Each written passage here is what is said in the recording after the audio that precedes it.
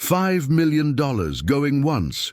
The auctioneer's voice echoed through the marble hall as Ethan Caldwell stood in mud-stained boots, humiliated after the crowd's mocking laughter at his desperate $65,000 bid to save his family farm.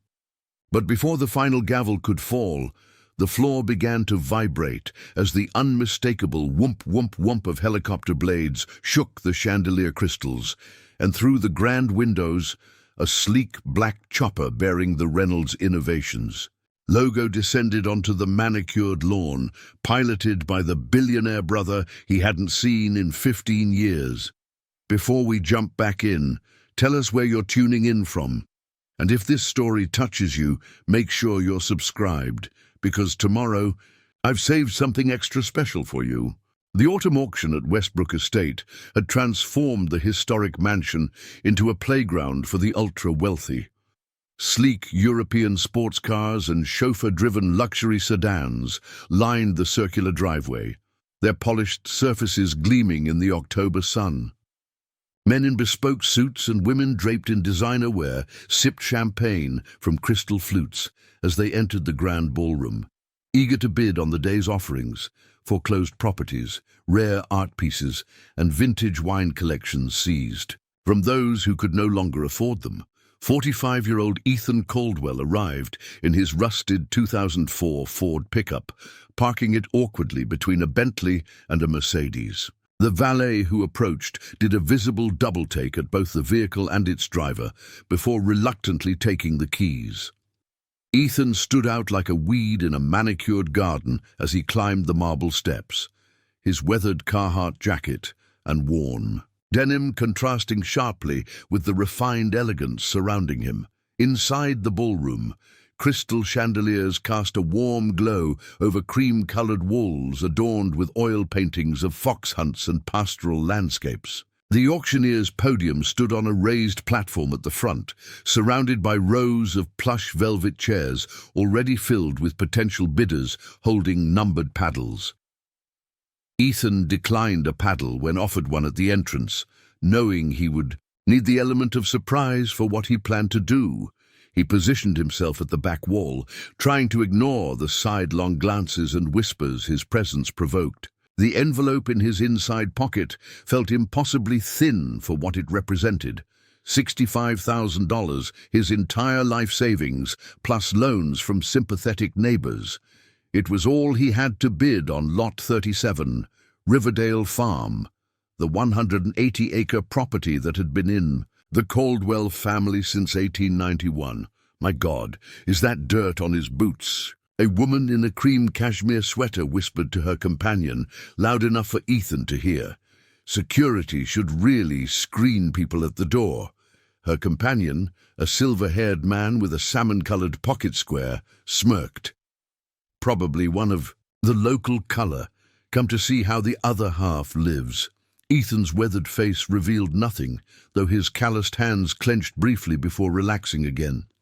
He had expected this, had prepared himself for the humiliation of standing among people who viewed his entire way of life as quaint at best, pathetic at worst. What they couldn't understand was that the mud on his boots came from the same soil his great-grandfather had first tilled, the same earth that held generations of his family's sweat and dreams.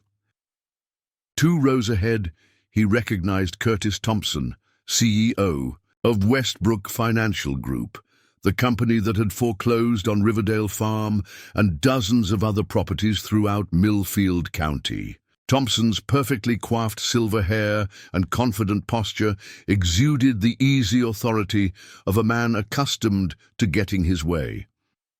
Beside him sat Mayor Richard Holloway of Millfield, whose unexpected friendship with Thompson had coincided with a series of zoning changes that made agricultural operations increasingly difficult while opening rural land for potential development.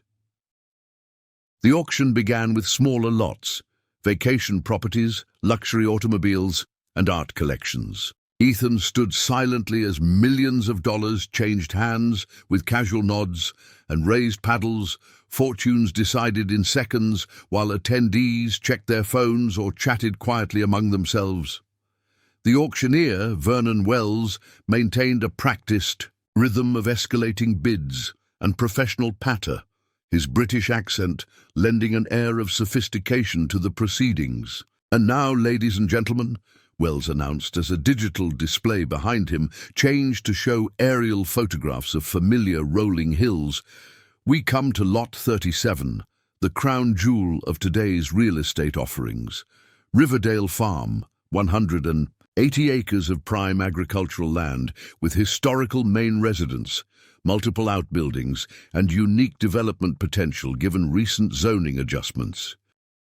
Ethan's heart hammered against his ribs as images of his family home appeared on screen. The white two-story farmhouse with its wraparound porch, the red barn his grandfather had built after returning from World War II, the oak tree where generations of Caldwell children had played, all reduced to development potential. County records indicate this property has been agricultural since the late 19th century, Wells continued, but its proximity to Lake Marshall and the newly approved highway expansion makes it ideal for luxury residential or commercial development. "The starting bid is $800,000. Ethan swallowed hard. Even the starting bid was more than 12 times what he had managed to scrape together. The envelope seemed to burn against his chest, a pathetic defense against the financial artillery being deployed in the room. Still, he had promised his father on his deathbed that he would fight for Riverdale until the very end. The bidding began immediately, with a distinguished-looking man near the front raising his paddle. $800,000. $850, countered a woman in a crimson business suit without looking up from her tablet. $900, called another bidder. Within minutes, the price had climbed past $1 million, each increment representing more money than Ethan had ever seen in his lifetime. He watched as his family legacy was ping-ponged between investors who likely couldn't distinguish corn from wheat, who would never understand the subtle music of wind through hayfields, or the satisfaction of bringing in a harvest before storm. Clouds broke. 7 years earlier, when his father Howard Caldwell had died of a sudden heart attack, Ethan had inherited not just the farm, but also its mounting debts. 3 consecutive seasons of drought had followed, along with equipment breakdowns. He couldn't afford to repair properly. Then came the letter from Westbrook Financial Group, calling in loans that his father had apparently taken against the property, loans with terms and interest rates that seemed designed to ensure failure. $1,500,000, called a new bidder, a young man with the efficient demeanor of someone representing a corporation rather than bidding for himself. $1,600,000, responded the woman in crimson. $1,800,000, Curtis Thompson himself entered the bidding, raising his paddle with the casual confidence of someone accustomed to winning. A brief lull followed as bidders assessed the CEO's interest in the property. During this pause, Ethan made his move, stepping forward from the back wall. $1,865,000, he called, his voice carrying clearly despite its slight tremor. All heads turned toward him, curious expressions quickly morphing into amusement as they took in his appearance. The auctioneer peered over his reading glasses, momentarily confused. "Sir, the current bid stands at $1,800,000. Are you offering $1,865,000? Ethan cleared his throat. "No, sir, I'm offering $65,000. He pulled the envelope from his jacket. "Cash and certified checks. It's all I have." The laughter began as a ripple of titters before swelling into open mockery. Several bidders didn't bother to hide their amusement, whispering behind raised hands or simply laughing outright. Curtis Thompson turned in his seat, studying Ethan with cold assessment rather than humor. Vernon Wells tapped his gavel lightly. "Sir, I appreciate your enthusiasm, but this is a formal auction. Bids must meet or exceed the current offer." "I understand how auctions work," Ethan responded, his voice steadier now despite the burning humiliation. "I'm not making a bid. I'm making a statement. That farm has been in my family for 4 generations. My great-grandfather cleared that land with horses and hand tools. My grandfather expanded it during the Depression when everyone said he was crazy. My father kept it going through the farm crisis of the 80s when neighbors were selling out all around him. The room had grown quieter, some attendees shifting uncomfortably at this unscripted emotional display, disrupting their entertainment. And now it's worth $1.8 million to people who've never spent a day working its soil. Ethan continued. I just wanted those bidding to look me in the eye, to see the face of the man whose family heritage you're buying as an investment. Opportunity? Wells cleared his throat. Yes, well, very moving, I'm sure, but we must proceed with... I know what Westbrook Financial did, Ethan interrupted, his gaze fixed directly on Curtis Thompson now. How they changed loan terms after my father died, how they denied restructuring, options they're legally required to offer agricultural properties. I know about the water rights manipulation and the pressure on county assessors. Thompson's expression darkened as he motioned subtly to security personnel stationed near the doors. 2 men in dark suits began moving toward Ethan. Sir, Wells said firmly, if you cannot participate appropriately in this auction, I'll have to ask you to leave. $5 million, a commanding voice called from the back of the room. All heads turned again, this time toward a tall man in an impeccably tailored dark suit who had entered so quietly that no one had noticed his arrival. He stood in the doorway, flanked by 3 people carrying tablets and briefcases, an air of absolute authority surrounding him. $5 million, he repeated, for Lot 37, Riverdale Farm. The auctioneer blinked rapidly, momentarily thrown by both the dramatic entrance and the bid that nearly tripled the current offer. $5 million. We have $5 million for Riverdale Farm. Do I hear 5.1? The room had fallen silent, many attendees now craning their necks to see the new bidder clearly. A murmur of recognition spread as people identified the late arrival. That's Alexander Reynolds, someone whispered loudly. Reynolds Innovations. The name sent a fresh wave of shock through Ethan. Alexander Reynolds stood at the pinnacle of American success, a tech visionary whose innovations in sustainable energy storage had revolutionized multiple industries and earned him a fortune estimated at over $30 billion. His company had recently been featured on the cover of Forbes, celebrating its groundbreaking work in agricultural technology. But Ethan knew him by another name, one that hadn't been spoken publicly in 15 years. Alex Caldwell, his older brother, who had left Riverdale Farm after a catastrophic argument with their father, vowing never to return to this backward place that refuses to change with the times. Alex, now Alexander, moved forward through the parting crowd, his confident stride and the subtle power of his tailored appearance creating a pathway without effort. He stopped near the auctioneer's podium, turning slightly to scan the room, until his gaze found Ethan. For a moment, the brothers stared at each other across 15 years of silence and separate lives. Alex's face showed little emotion, though something flickered in his eyes. Recognition, perhaps, or a more complex emotion that defied simple naming. Ethan stood frozen, the envelope of useless money still clutched in his hand, unable to reconcile. The farm boy he had grown up with, and the billionaire commanding the room's attention. $5 million going once, Wells announced, looking around hopefully for a competing bid that didn't materialize. Curtis Thompson sat rigidly in his seat, his expression unreadable as he studied Alexander Reynolds with narrow-eyed intensity.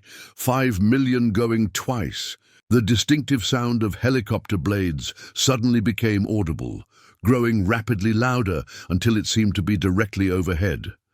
The crystal chandelier trembled slightly, its pendants tinkling as the powerful downdraft from outside disturbed the building. Through the tall windows, attendees could see a sleek black helicopter with the blue Reynolds Innovations logo settling onto the manicured front lawn, its arrival as dramatic as its owner's bid.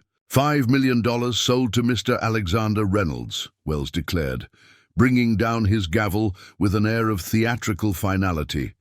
Congratulations, sir, on your acquisition of Riverdale Farm. Alex nodded slightly in acknowledgement before turning. Fully toward Ethan, he approached his brother with the measured pace of someone navigating delicate terrain, stopping a few feet away. Up close, Ethan could see the changes 15 years had wrought, the sophisticated haircut that tamed the once unruly curls they had both inherited from their mother, the subtle lines radiating from eyes that had always been serious, but now held a hardness that hadn't existed before.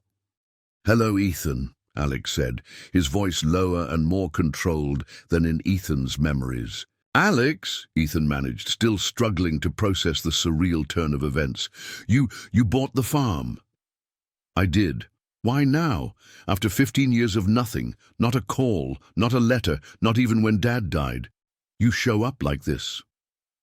The words carried the weight of abandonment and bewilderment. Something shifted in Alex's expression, a momentary crack in the polished facade. "There's a lot you don't know, Ethan, about why I left, about what's been happening with Westbrook Financial, about what I found 6 months ago when my company was researching agricultural loan patterns in the Midwest." Before Ethan could respond, Curtis Thompson approached, his corporate smile firmly in place, though it didn't reach his eyes. "Mr. Reynolds, what an unexpected pleasure. I don't believe we've had the opportunity to meet, though of course Westbrook Financial is familiar with your company's remarkable success." Alex turned slightly, regarding Thompson with the cool assessment of a predator. "Mr. Thompson, I'm familiar with your company as well, particularly its lending practices in rural communities following drought cycles. Fascinating patterns emerge when one analyzes the data properly."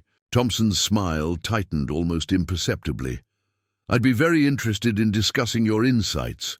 Perhaps we could arrange a meeting at your convenience?" "Oh, we'll be meeting," Alex replied, his tone pleasantly conversational despite the implicit threat, along with representatives from the Federal Banking Commission, the USDA's Rural Development Division, and possibly the FBI's Financial Crimes Unit. "My team has been quite thorough in their documentation," the color drained from Thompson's face. "I'm not sure what you're implying, but Westbrook Financial operates with absolute regulatory compliance and—" "Save it for the depositions," Alex cut in smoothly, his gaze moving past Thompson to where Mayor Holloway was attempting to slip quietly toward an exit. "You might want to remind your friend the mayor that crossing state lines to avoid federal questioning typically compounds legal issues rather than resolving them." Holloway froze mid-step, then slowly turned back to face the room, his political smile now strained to breaking point. Alex turned to one of his assistants, a sharp-featured woman whose tablet never left her hand. "Ms. Chen, please inform the helicopter pilot we'll be ready to depart in 15 minutes and contact the legal team.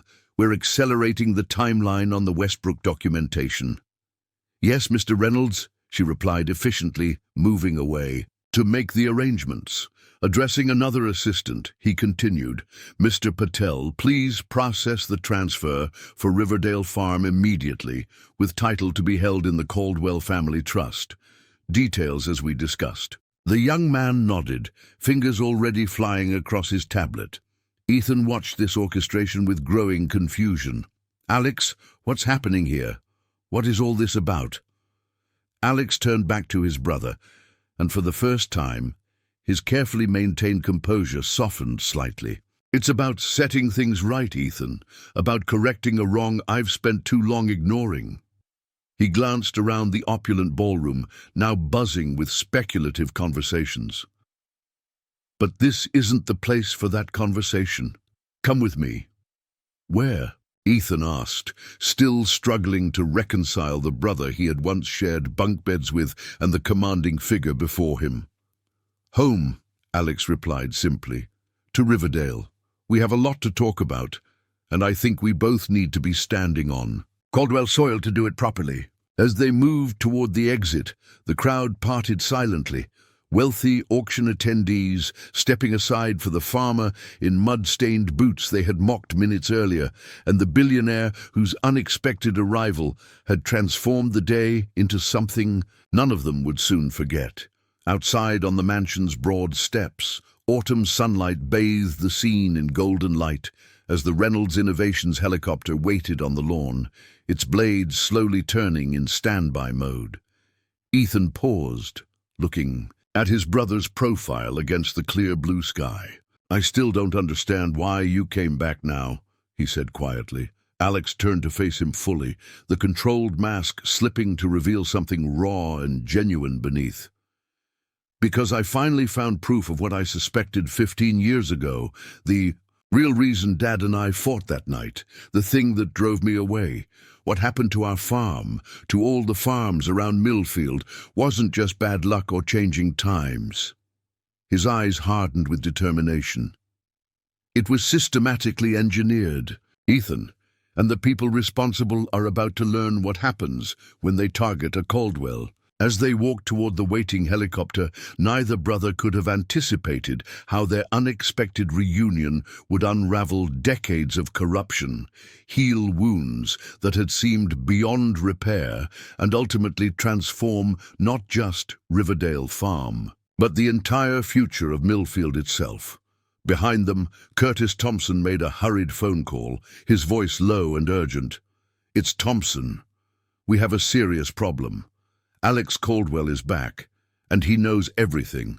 The Reynolds Innovations helicopter cut through the autumn sky, its sleek black body gleaming in the afternoon sun as it carried the Caldwell brothers back to the land that had shaped them both in profoundly different ways. Below them, familiar landscape unfolded. Rolling farmland divided by ruler straight county roads, scattered woodlots blazing with fall colors, and the silver ribbon of the Millfield River winding toward the distant horizon. Ethan sat rigid in his leather seat, hands gripping the armrests, as he absorbed the surreal contrast between his morning, driving his rusted truck to make a futile last stand, and his current situation, flying above his hometown in a multi-million-dollar aircraft beside the brother who had become a stranger. The helicopter's luxurious interior smelled of fine leather and subtle cologne, a world away from the diesel and soil scents that typically surrounded him. "Still not a fan of flying, I see," Alex observed, his voice clear through the high-end aviation headset he'd provided. He sat opposite Ethan, one leg casually crossed over the other, as comfortable in the helicopter as he had once been on a tractor. "Never had much opportunity to get used to it," Ethan replied, aware of how the statement highlighted the divergence of their lives. He gestured toward the two assistants seated at the rear of the cabin, absorbed in their tablets. "Do your people always travel with you?" "My executive team, yes. Chen handles operations and legal coordination. Patel oversees financial transactions and data security." Alex's expression softened slightly. "They're also the only ones besides me who know about the Westbrook investigation. I've kept this operation compartmentalized, even within my own company." Ethan studied his brother's face, searching for remnants of the farm boy who had once helped him build forts in the hayloft and taught him to drive a tractor when their father wasn't looking. The physical resemblance remained, the same sharp jawline and deep-set eyes they'd inherited from their mother, but 15 years had transformed Alex in ways that went beyond his tailored appearance. "You changed your name," Ethan said. Not bothering to mask the accusation in his tone, Alex met his gaze directly. "Reynolds was Mum's maiden name. I didn't take it to erase where I came from, but to honor her while—" He paused, choosing his words carefully. while creating some distance from the Caldwell name during a time when I needed to make my own way. The explanation did little to soften Ethan's resentment. Mom died when you were off at college. Dad and I buried her while you were taking final exams. I was there for the funeral, Alex countered, a flash of old pain crossing his features. 3 days. Then I had to go back or lose my scholarship. And then you graduated and never really came home again. 4 years of holidays and summer breaks with shorter and shorter visits. Then that last Christmas when you and Dad had the fight that shook the rafters. Ethan's voice hardened. And after that, nothing. Not a call, not a letter. Just occasional news reports of Alexander Reynolds' mounting success while I watched our family legacy crumble. The helicopter banked slightly as the pilot adjusted course, momentarily interrupting the tense exchange. Through the window, Ethan could see Millfield coming into view, a small town of about 5,000 souls that had once been a thriving agricultural center before economic forces and changing markets had squeezed the life from it, like so many rural communities across America. I wrote to you, Alex said quietly, surprising Ethan. Every month for the first year after I left, the letters came back unopened. That's impossible. I never... Ethan stopped short, a cold realization dawning.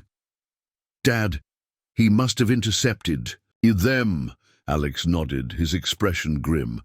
Howard Caldwell was many things, but forgiving wasn't one of them. After what happened that Christmas, I'm not surprised he'd make sure my attempts at contact never reached you. Before Ethan could process this revelation, the helicopter began its descent toward the familiar rolling fields of Riverdale Farm. From above, the property's neglect was painfully evident. Fences in need of repair, the once meticulous farmyard, grown over in places, equipment sitting idle where it had been left when fuel or repair costs became too much to bear. The white farmhouse needed painting, its wraparound porch sagging slightly at one corner, yet despite these signs of decline, the farm's bones remained strong. The red barn stood proud against the autumn sky, its massive structure a testament to craftsmanship that had withstood decades of Midwest seasons. The fields, though not as precisely maintained as in their father's day, still held the rich black soil that had made this region an agricultural powerhouse. The helicopter settled onto the front pasture with practiced precision, its downdraft, creating ripples in the uncut grass. As the engine wound down and the blades slowed, an unexpected sight greeted them, a small gathering of vehicles parked along the farm's gravel driveway, and a cluster of people standing near the farmhouse. Porch, you expecting company?" Alex asked, removing his headset. Ethan shook his head, equally confused as he recognized the trucks and cars belonging to neighboring farmers and Millfield residents. Word travels fast in small towns, but this is something else. As they exited the helicopter, Chen and Patel remained aboard with the pilot, clearly instructed to wait. The brothers walked together across the pasture toward the gathering, the contrast between them more pronounced with every step. Alex in his tailored suit and handmade shoes that somehow avoided catching the pasture burrs. Ethan in his worn work clothes and mud-stained boots now back on their home soil. Drawing closer, Ethan recognized the assembled group. Margaret Weber, who ran the hardware store her family had owned for 3 generations. The Johansson brothers, whose dairy farm bordered Riverdale to the north. Pastor Mike from the Methodist Church. Sarah Phillips, the elementary school principal, and about a dozen other pillars of the Millfield community. Margaret stepped forward, her weathered face creased with concern.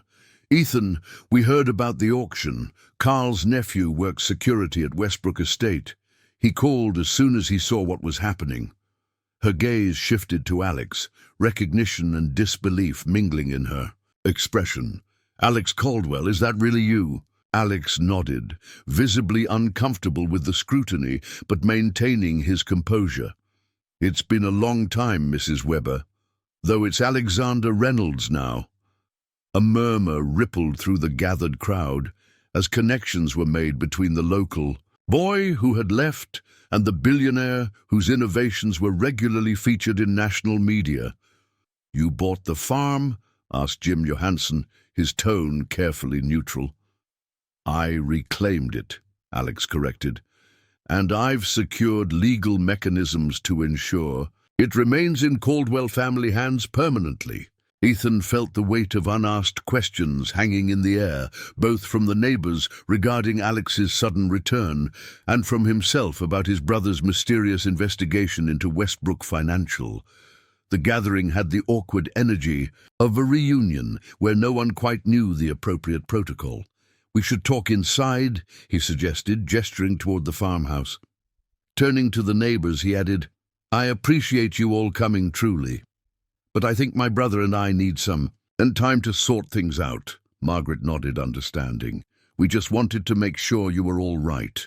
After what Curtis Thompson and his crowd have done to half the farms in the county, we were worried Riverdale would be the next to vanish behind some corporate development." "That's not happening," Alex stated with quiet authority. "Not to this farm, and if I have anything to say about it, not to any others in Millfield either. But Margaret's right. We have matters to discuss privately first."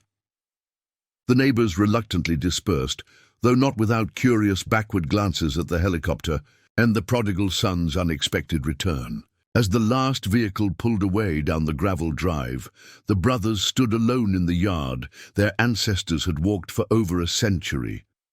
"They still care about this place," Alex observed, surveying the farm with a complex mixture of emotions, and crossing his face. "About you. Small towns, remember," Ethan replied simply, "for better or worse." They walked toward the farmhouse, both men unconsciously matching stride as they had during childhood. The wraparound porch creaked familiarly underfoot, the sound triggering memories that neither had fully buried, despite the years and distance between them. Inside, the house remained much as it had been during their youth. Practical furniture, built to last, family photos spanning generations on the walls, the massive oak dining table where countless Caldwell family meals had been shared. The kitchen still featured the ancient hot-point refrigerator that hummed loudly, and the cast-iron wood stove their mother had insisted on keeping even after modern appliances were installed. Alex moved through the rooms slowly, his hand trailing, over surfaces as though reconnecting with a language once fluently spoken, but long unused. He paused at the gallery of family photos in the hallway, his gaze lingering on one showing both brothers atop their first horses, gap-toothed smiles revealing their age. "You've kept everything the same," he said quietly. "Not by choice, Ethan," replied, the financial realities implicit in his tone. "Coffee, it's not whatever fancy blend you're probably used to, but it'll wake the dead. I'd appreciate that." In the kitchen, Ethan moved through the familiar ritual of brewing coffee in the same percolator their mother had used, the domestic routine providing an anchor amid the day's surreal developments. Alex sat at the worn kitchen table, looking incongruous in his expensive suit against the backdrop of the humble farm kitchen.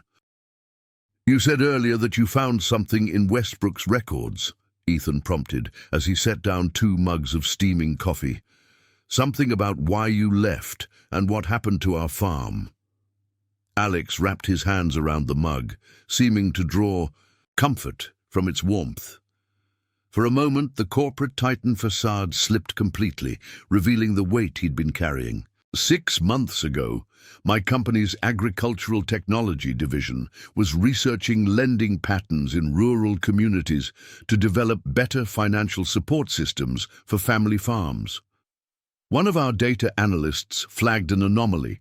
Foreclosure rates in Millfield County were 340% higher than statistically expected given soil quality, rainfall patterns and market conditions. He took a sip of coffee, grimacing slightly at its strength before continuing. "That caught my attention for obvious reasons. I directed a discreet investigation using Reynolds Innovations resources, but keeping it separate from our official projects. What we uncovered was, he paused, searching for the right words. It was a systematic campaign of targeted destruction, Ethan, not just against our farm, but against the entire agricultural foundation of Millfield. Destruction? By who? For what purpose? Ethan leaned forward, confusion mingling with growing anger. Westbrook Financial Group is just the public face. They're owned by Meridian Global Holdings, which in turn is controlled by a private investment consortium called the Horizon Group. The same consortium that controls Phoenix Development Corporation. Ethan's brow furrowed. The company that's been buying up foreclosed properties all over the county? Exactly. They've been working a long game, artificially manipulating loan terms to force foreclosures, acquiring prime agricultural land at depressed prices, and quietly assembling a massive land portfolio. Alex pulled a tablet from his jacket, bringing up a map of Millfield County with color-coded property boundaries. Large sections were highlighted in red, forming a pattern that hadn't been visible to those living within it. They now control nearly 60% of the county's most valuable land. Why? Farmland is valuable, but not valuable enough to justify this kind of orchestrated takeover. Alex set down his coffee mug, his expression deadly serious. Water rights. The aquifer beneath Millfield County is one of the largest, purest freshwater sources in the Midwest. Geological surveys indicate it could support industrial-scale water extraction for at least a century. Horizon Group specializes in privatizing natural resources. They've done it with water rights in California, timber rights in Oregon, and mineral rights in Colorado. Ethan sat back, stunned. They're buying farms to control the water underneath them. In 10 years, when climate change has further stressed water supplies nationwide, they'll be positioned to control a significant percentage of the Midwest's accessible freshwater. It's disaster capitalism, investing in resources that become more valuable as scarcity increases. But how does this connect to why you left, to the fight with Dad? Alex's expression darkened. That Christmas, 15 years ago, I was already working on my first startup while finishing my engineering degree. I'd created a prototype for an agricultural moisture sensor that could reduce irrigation needs by 30%. A company approached me with interest in acquiring the technology. Phoenix Agricultural Solutions. The same Phoenix that's been buying foreclosed farms, Ethan realized. Different name, same parent company. I didn't know that then. They offered what seemed like a generous deal for a college student with a prototype. When I brought the contract home to show Dad, expecting him to be proud, Alex's voice trailed off, the old pain resurfacing. He exploded, Ethan finished. I remember the shouting, but not what it was about. He told me afterward it was just another fight about you abandoning the farm for city life. It was about the contract, Alex explained. Dad recognized the company name. Phoenix had approached him 2 months earlier about selling water rights on Riverdale. He'd researched them and discovered connections to other farms that had sold rights only to face mysterious contamination, issues that forced them to sell the entire property at losses. Ethan's coffee grew cold as he processed this revelation. So when you showed him the contract, he thought I was either naively helping them or worse, deliberately betraying the family legacy for personal gain. He accused me of being in their pocket, of using my education to help corporations destroy family farms. Alex's voice had grown tight with suppressed emotion. He said I was no longer his son, that I'd chosen my path away from Riverdale, and I should never come back. Jesus, Alex, why didn't you explain this later, after things cooled down? I tried. Those letters I mentioned, they explained everything, but they never reached you, and Dad refused my calls. Eventually, I channeled my anger into work.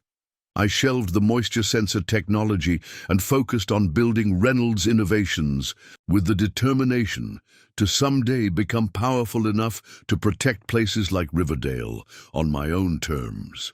Ethan stood abruptly, moving to the window that overlooked the fields stretching toward the horizon. Fields that had nearly been lost forever due to misunderstandings and manipulations neither brother had fully comprehended until now. After Dad died, he said slowly, the bank changed the terms of our loans. Interest rates doubled, payment schedules accelerated. They said it was due to reassessment of agricultural risk factors. Within 2 years, we couldn't keep up. Another year of drought pushed us over the edge. Classic predatory tactics, Alex confirmed. They've done it systematically throughout the region, targeting multi-generational farms with deep ties to the land, people who would resist selling water rights but might be vulnerable to financial pressure. And Dad never told me any of this. Never explained about Phoenix or water rights or why you really left. Ethan turned back to face his brother, anger and grief competing in his expression. 15 years, Alex. We lost 15 years because he was too stubborn to explain, and you were too proud to come back and make him listen. Alex accepted the accusation with a slight nod. We're Caldwells. Stubbornness is our heritage as much as this land. But I'm here now because what I discovered goes beyond our family rift. Westbrook and Horizon aren't just targeting farms. They've compromised local government, manipulated property assessments, and violated multiple federal regulations. They've destroyed lives and communities for profit, and they need to be stopped. Knock at the door interrupted them. 3 sharp raps that echoed through the old farmhouse. The brothers exchanged glances, neither expecting visitors.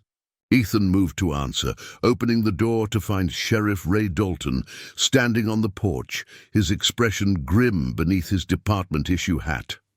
Ethan, he greeted with a curt nod, heard there was quite a scene at the auction today. His gaze moved past Ethan to where Alex stood in the kitchen doorway. And that Alex Caldwell has returned, though I believe you go by a different name these days. Sheriff Dalton, Alex acknowledged. It's been a long time. The sheriff stepped inside, without waiting for an invitation, his weathered face revealing little. At 58, Ray Dalton had served as Millfield County's sheriff for nearly 2 decades, a position that made him one of the most influential figures in local affairs. His department-issued jacket strained slightly at the shoulders, suggesting the former high school linebacker still maintained much of his physical presence despite his advancing years. I've got Mayor Holloway breathing down my neck about disturbing the peace and making threats against prominent citizens, Dalton said, removing his hat. Curtis Thompson's filed a harassment complaint. Care to explain what exactly you're doing back in Millfield after all this time, Mr. Reynolds? Reclaiming my family's property through legal channels is hardly harassment, Sheriff, Alex replied coolly. And the alleged threats regarding financial investigations? The helicopter landing on private property without clearance? The disruption of a lawful business proceeding? Dalton countered, listing the complaints with practiced neutrality that neither confirmed nor denied their legitimacy. Ethan studied the sheriff carefully. Ray Dalton had been a fixture in Millfield throughout their childhood, a fair-minded officer who had been known to look the other way when teenage hijinks stayed relatively harmless, but who maintained order with firm authority when needed. His relationship with their father had been one of mutual respect, 2 men dedicated to their respective duties to the community. Sheriff, Ethan interjected, my brother purchased Riverdale Farm legally at the auction. Whatever else happened there is between him and Westbrook Financial. This is private property now, our property. Dalton's weathered face revealed nothing as he looked between the brothers. Just doing my job, Ethan. When the mayor and the county's largest employer start raising hell about threats and disruption, I have to follow up. He replaced his hat with deliberate calm. Consider this an unofficial courtesy call. Whatever you 2 are up to, remember that Millfield's a small pond. Waves tend to rock everybody's boat. As the sheriff turned to leave, Alex spoke up.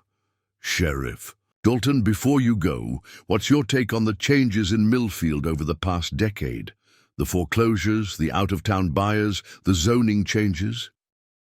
Dalton paused at the door, his back to them for a long moment before he turned slightly. My take? I enforce the law as written, but off the record. His voice lowered slightly. I've buried 2 friends who lost everything to Westbrook loans.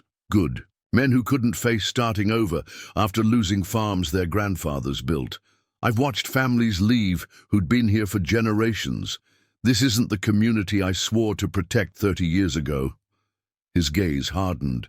But that doesn't mean I can turn a blind eye to anything that steps outside the law, no matter how well-intentioned. With that ambiguous warning, he departed, his patrol car crunching down the gravel driveway moments later. He didn't actually say why he came, Ethan observed, watching through the window as the sheriff's vehicle disappeared down the county road. Just delivered a message and took your temperature. Trying to gauge whether I'm actually planning to follow through on exposing Westbrook and Horizon, Alex agreed. The question is whether he was asking for himself or reporting back to Thompson and Holloway. Ray Dalton's always played things straight as far as I know, but he's also a realist. He knows where the county's tax base comes from these days. Alex checked his watch, then typed a quick message on his phone. We have about 3 hours before my legal team arrives from Chicago. Let's use that time to assess exactly what we're dealing with. For the next 2 hours, the brothers conducted a thorough inspection of Riverdale Farm, walking the boundaries that both had once known like the backs of their hands. Alex documented everything meticulously using his phone: fence conditions, soil quality, building integrity, equipment status. What began as a practical assessment gradually transformed into a reconnection with the land that had shaped them, memories resurfacing with each familiar landmark. Remember when you fell out of this tree and broke your arm? Ethan asked, as they passed the massive oak that had served as their childhood climbing challenge. Mom was so scared, but Dad just picked you up and said, now you know where the weak branches are. Alex smiled faintly. I climbed it again the day after my cast came off, used a different route up. Always the stubborn one. Comes with the territory, Alex replied, gesturing to the surrounding land that had bred generations of men and women who refused to yield to adversity.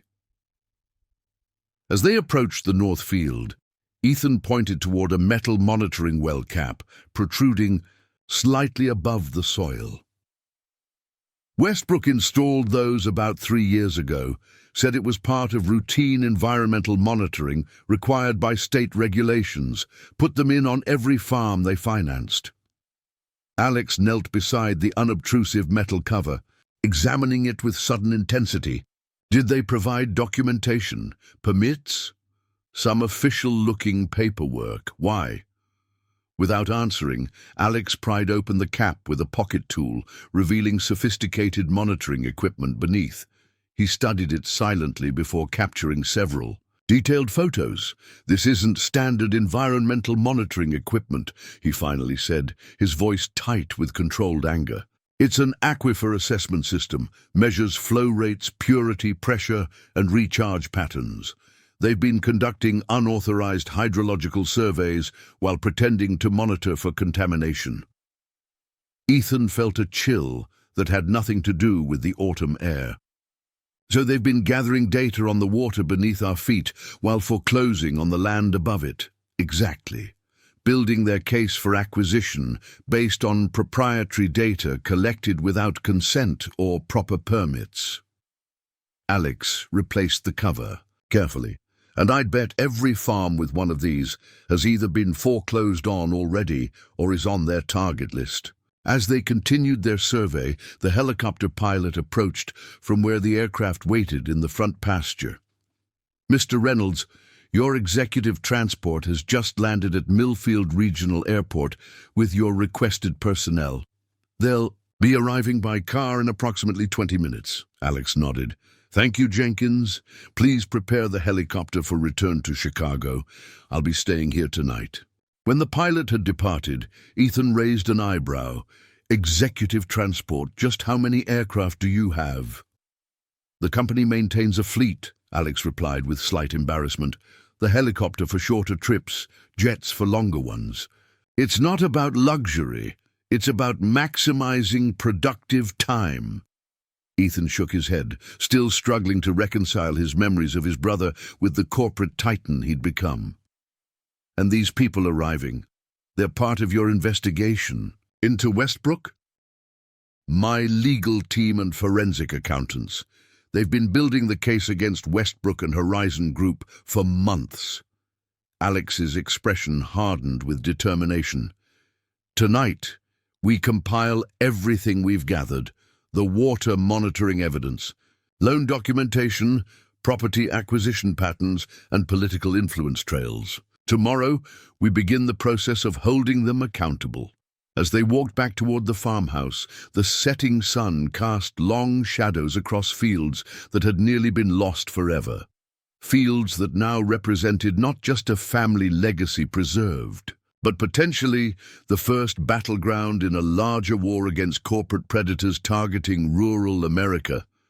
You could have just told me, you know, Ethan said quietly. Called and explained what you'd discovered. Why the dramatic entrance at the auction?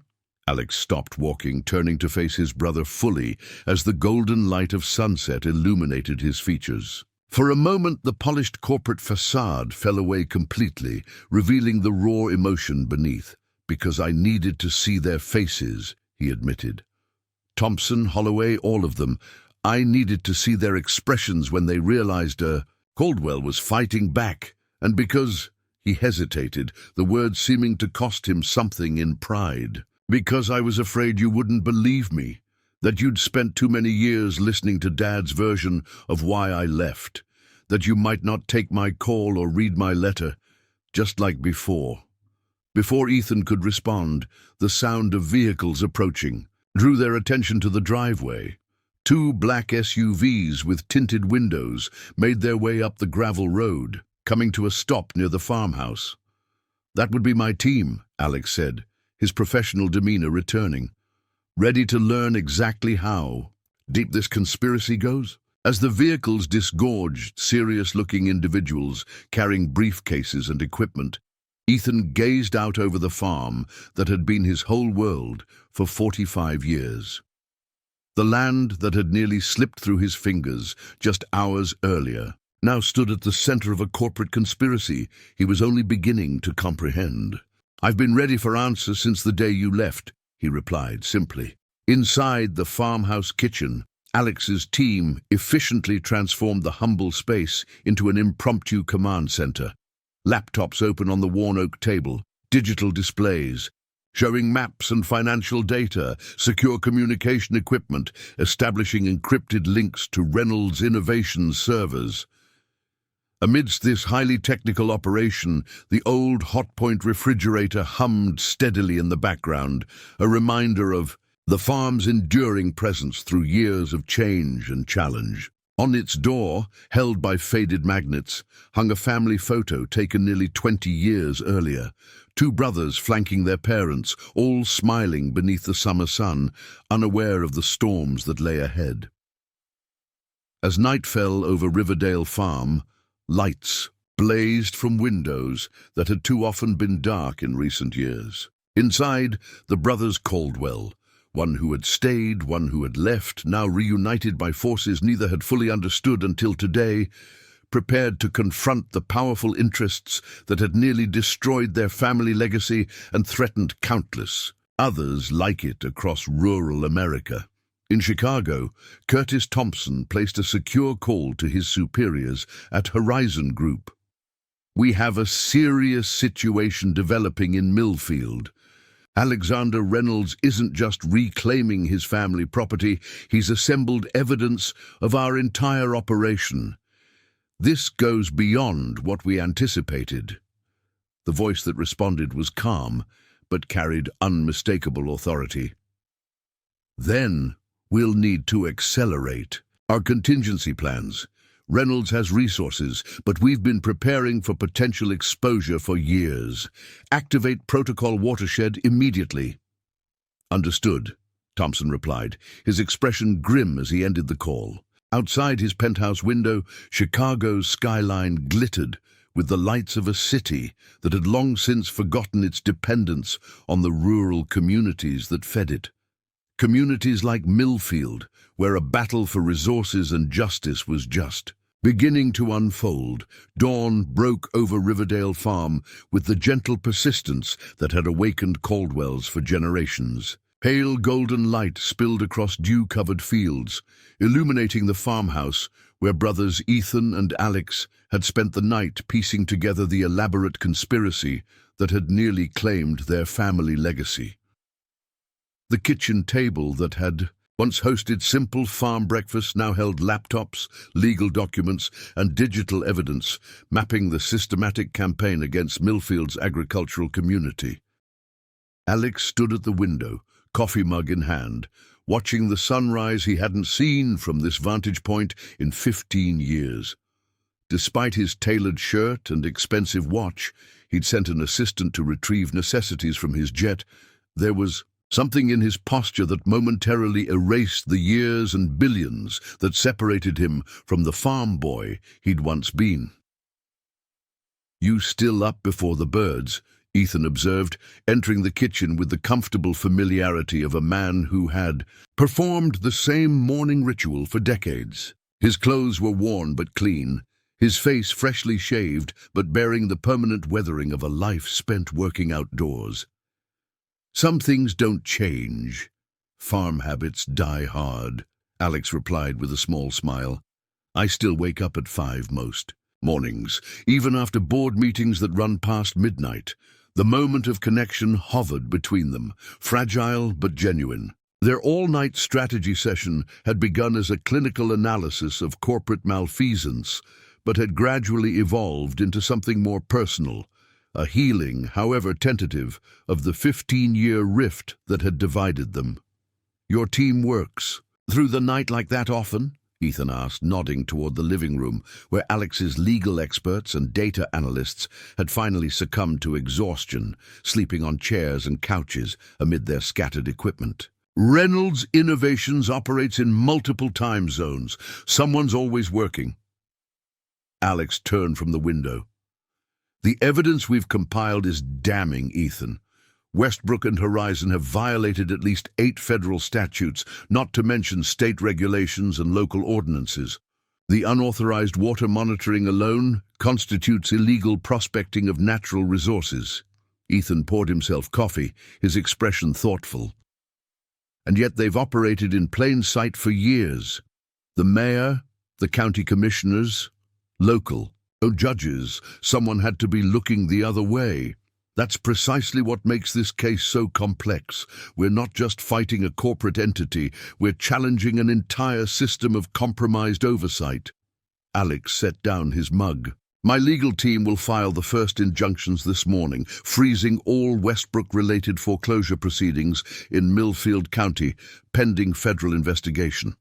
By noon, we'll have formal complaints filed with the SEC, FBI Financial Crimes Division, and the Environmental Protection Agency." "You really think that'll stop them?" Ethan asked skeptically. "Companies like Horizon have armies of lawyers and friends in high places."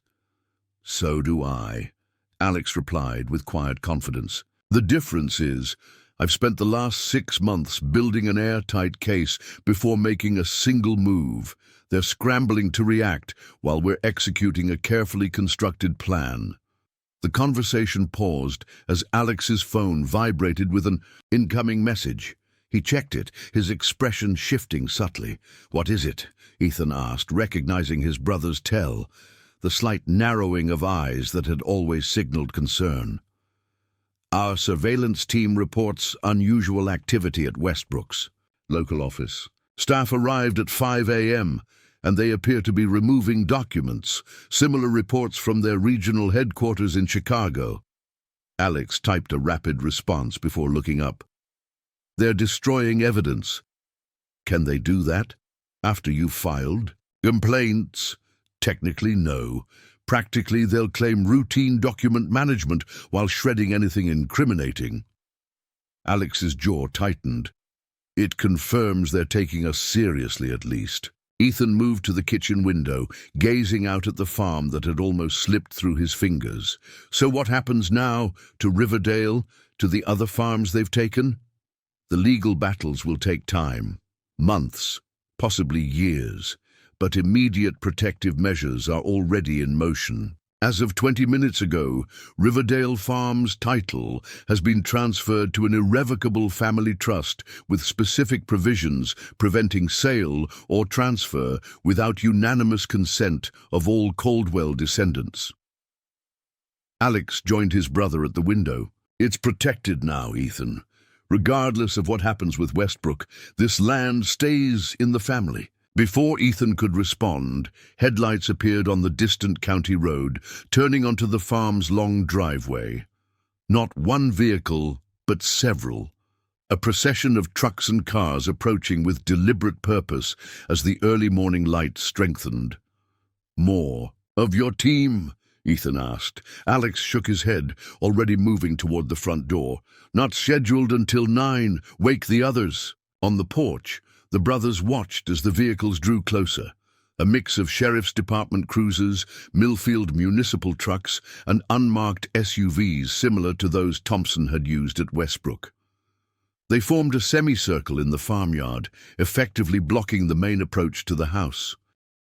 Sheriff Dalton emerged from the lead vehicle, his expression grim beneath his department-issue hat. Behind him stepped Mayor Holloway in a hastily donned suit.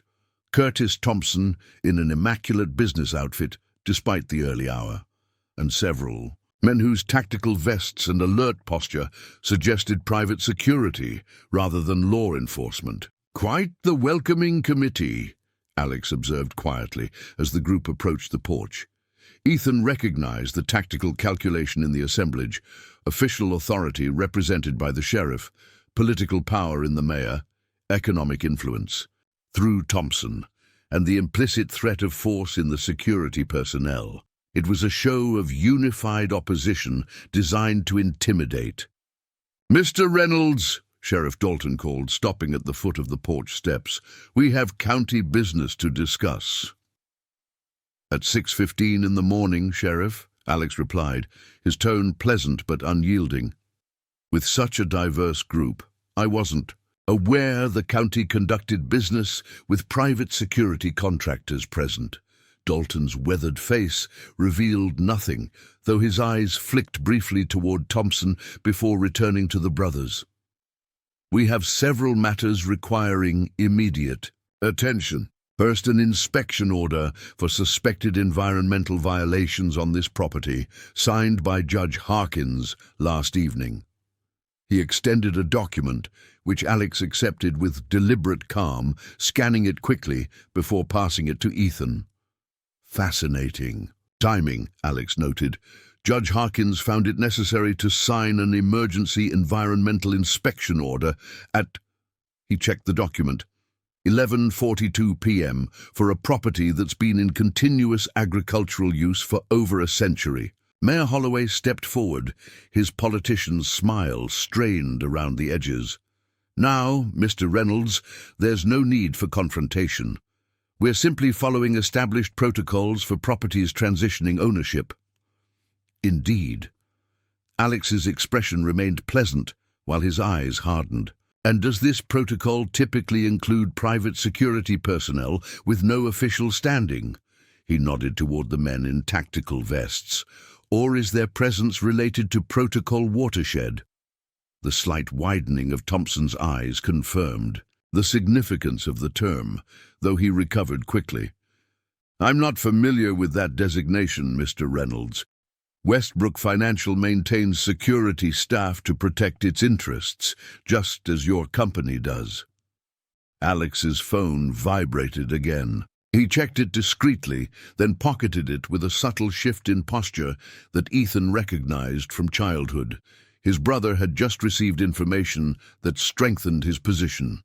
"Sheriff Dalton," Alex said, changing tack, "I notice your department vehicles are recording this interaction with dashboard and body cameras as required by county policy." When Dalton nodded cautiously, Alex continued, Excellent. Then there will be a clear record of me informing you that as of 5:30 this morning, federal injunctions have been filed freezing all Westbrook financial activities related to Millfield. County properties pending investigation of multiple alleged violations of banking regulations, environmental law, and racketeering statutes. He produced his phone, displaying an official document. This is the electronic confirmation from the U.S. District Court, Northern Illinois Division. It specifically prohibits any environmental testing, property assessment, or document removal from properties previously or currently under Westbrook financial control without federal oversight. Thompson stepped forward, his corporate composure cracking slightly. That's preposterous. No judge would issue such a broad injunction without substantial evidence and proper hearings. Judge Claudia Morrison disagreed, Alex replied smoothly. Perhaps because the evidence package my team submitted included documentation of illegal water rights prospecting, systematic predatory lending targeting agricultural properties, and the apparent collusion of local officials in facilitating these activities. His gaze swept meaningfully from Thompson to Holloway, all of which is now part of an active federal investigation. A tense silence fell over the farmyard, broken only by the distant calls of morning birds and the subtle shifting of feet as the assembled group processed this dramatic reversal. Sheriff Dalton's expression had grown increasingly troubled, his gaze moving between Thompson and the document in Alex's hand, with the calculation of a man reassessing his position. "Sheriff," Mayor Holloway finally said, his voice tight, "we have a valid county inspection order. These alleged federal injunctions haven't been properly served or verified." "Actually," Alex interjected, "they were served electronically to all relevant parties at 5:45 a.m., with physical service scheduled for 9 a.m. But since you're all conveniently gathered here, my legal team would be happy to provide copies now." He gestured toward the farmhouse, where several of his attorneys had emerged, documents in hand. Ethan watched the dynamics shift before his eyes. The confident show of force that had arrived minutes earlier now wavered, uncertainty spreading through the ranks as Sheriff Dalton accepted and reviewed the federal documents with increasing concern. "These appear to be in order," Dalton finally said, his professional demeanor intact despite the clearly unexpected development. "Mayor, Mr. Thompson, I believe we need to consult with county legal counsel before proceeding with any inspections or assessments." Thompson's face had hardened into a mask of contained fury. "This is a delaying tactic, nothing more. Reynolds is interfering with legitimate business operations through procedural manipulation." "Perhaps," Dalton acknowledged neutrally, "but these federal orders carry potential criminal penalties if violated. Until our counsel reviews them, my department won't participate in any actions that might constitute contempt of federal court." He turned to his deputies. "Stand down. We're postponing this operation pending legal review." The assembled force began to disperse, confusion evident in their movements. Mayor Holloway engaged in heated whispers with Thompson, while the private security personnel awaited direction, their purpose now uncertain. As vehicles began departing, Thompson approached the porch, his professional veneer barely containing his anger. "This isn't over, Reynolds. You've bought time, nothing more. Horizon Group has resources and patience you can't imagine." "Oh, I can imagine quite a lot, Mr. Thompson," Alex replied evenly. "For instance, I can imagine the consequences when the SEC reviews the documentation of how Westbrook Financial manipulated loan terms on 38 separate agricultural properties following Howard Caldwell's death. Or when the EPA examines the unauthorized aquifer monitoring equipment you've installed throughout the county. Or when federal prosecutors trace the payments from Horizon subsidiaries to local officials who expedited foreclosure proceedings and rezoning applications. Thompson's expression flickered between rage and calculation.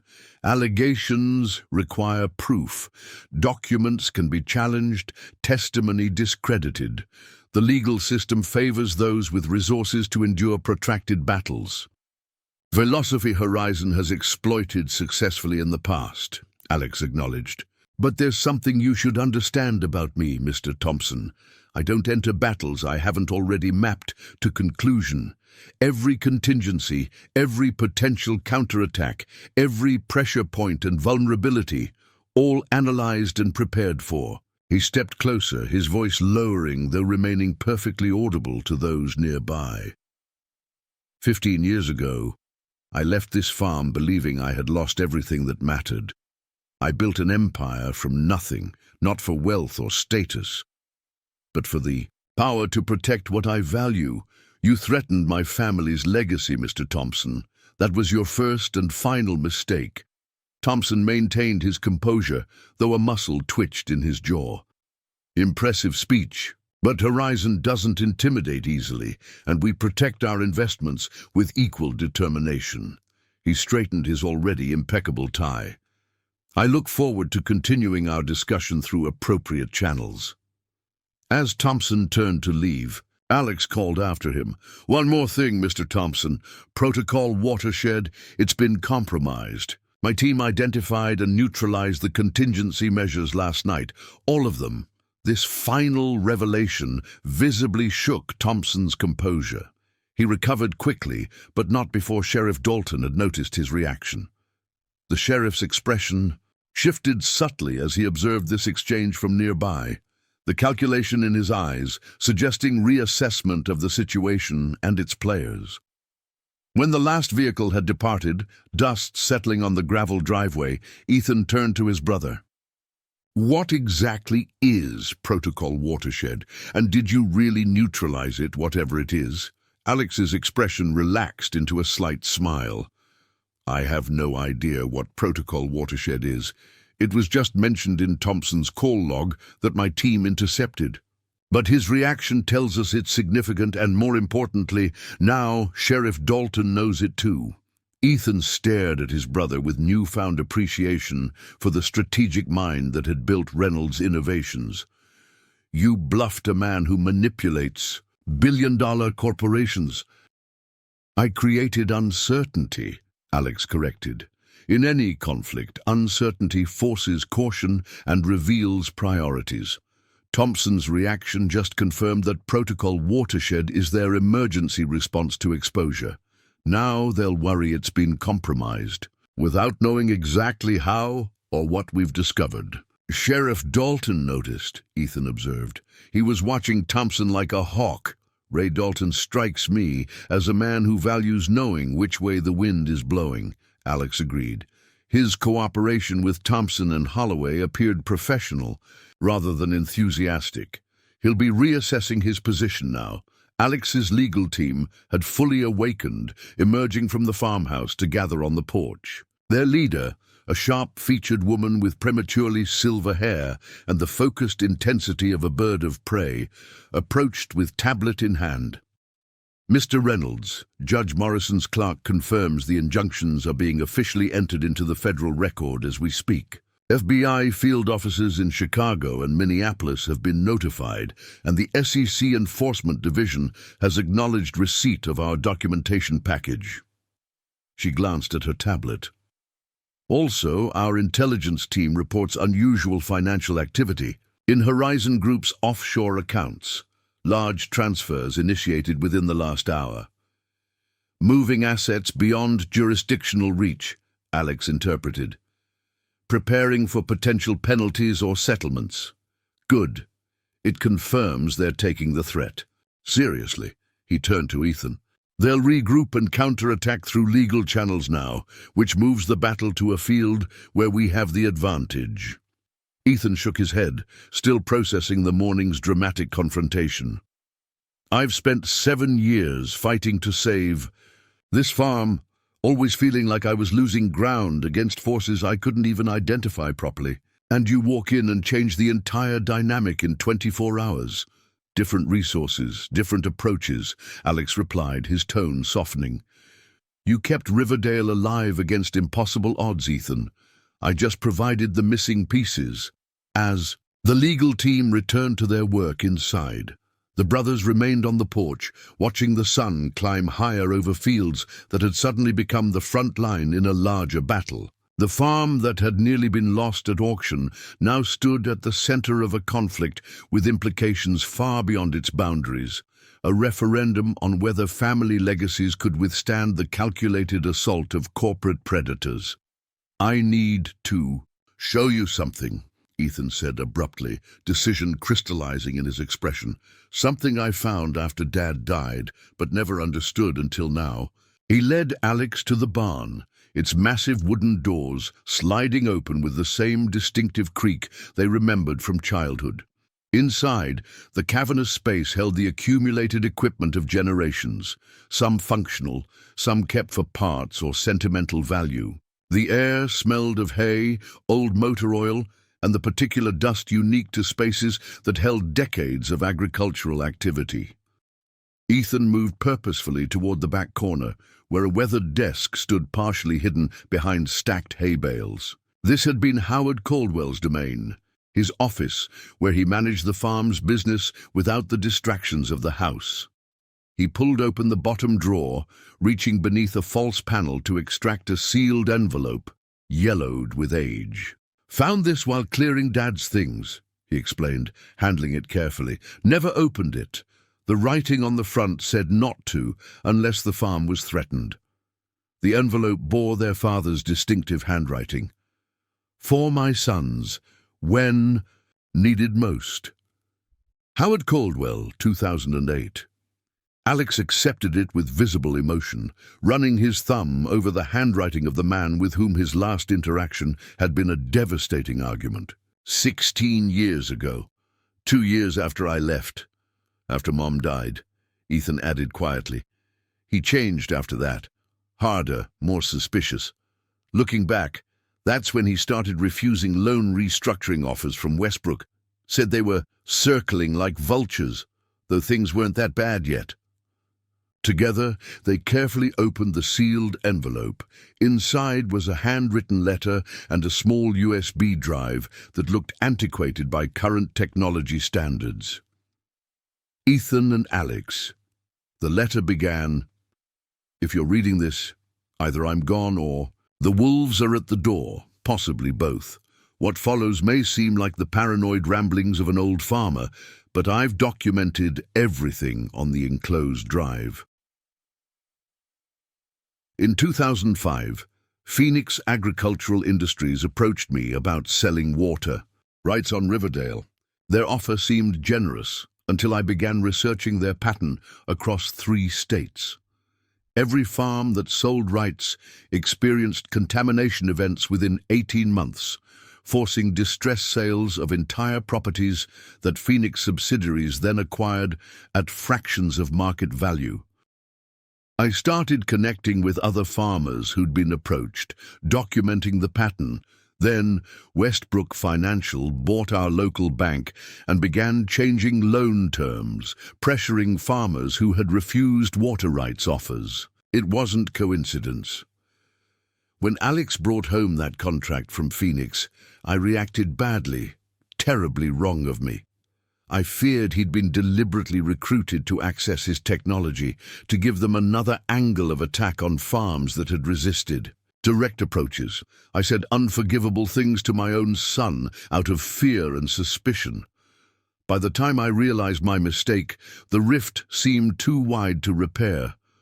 Pride, that damnable Caldwell pride, kept me from reaching out properly. Then Margaret's cancer came, and after losing her, I lost heart for most battles.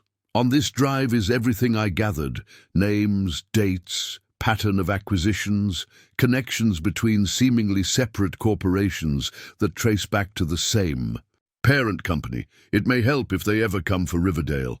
I failed to keep our family whole. Don't make my mistake. Whatever happens, stand together. The land matters, but not as much as the bond between you. Dad. For a long moment, the brothers stood in silence, the weight of their father's words settling around them. The morning light streamed through gaps in the barn siding, illuminating dust motes that danced like memories made visible. He knew, Alex finally said, his voice rough with emotion. He was tracking the same pattern I discovered 15 years later, and he regretted what happened between us. But never found a way to tell you, Ethan added. Caldwell pride, indeed. Alex held up the USB drive, turning it in the sunlight. This could contain evidence that predates what we've compiled, establishing a longer pattern of predatory practices. My team can extract and authenticate anything on it, even with the outdated technology.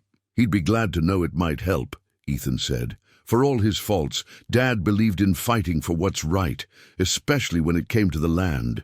They exited the barn into the full morning light, both men carrying themselves differently, the burden of their father's final message adding weight, but also purpose to their movements.